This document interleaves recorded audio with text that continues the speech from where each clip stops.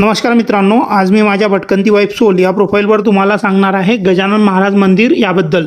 भागवत धर्माच्या प्रसारासोबत गरीब जनतेला सेवा सुविधा पुरविण्यासाठी शेगाव येथील गजानन महाराज संस्थानतर्फे आळंदी येथे 1998 मध्ये हे मंदिर उभारण्यात आले आहे। ढोलपुरी दगडांचा वापर करून राजस्थानमधील कारागिरांनी अप्रतिम कलाकुसरयुक्त अशी या मंदिराची उभारणी केली आहे।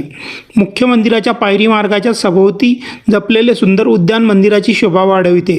खाली सभामंडप आणि वरच्या बाजूला गजानन महाराजांची मूर्ती असे मंदिराचे स्वरूप आहे। सभामंडपात महाराजांची प्रतिमा व पादुका आहेत। मंदिर संस्थानतर्फे भक्तांसाठी आरोग्य तपासणी, उपचार सुविधा, अपंग पुनर्वसन केंद्र, नेत्रशस्त्रक्रिया शिबिर, ग्रामीण भागांसाठी फिरते रुग्णालय अशा सुविधा पुरविल्या जातात। त्याशिवाय संस्थानतर्फे पंढरपूर, आळंदी व त्र्यंबकेश्वर येथे मोफत औषधोपचार केंद्रे सुरू आहेत आणि वारकरी शिक्षण संस्थाही चालवल्या जात आहेत।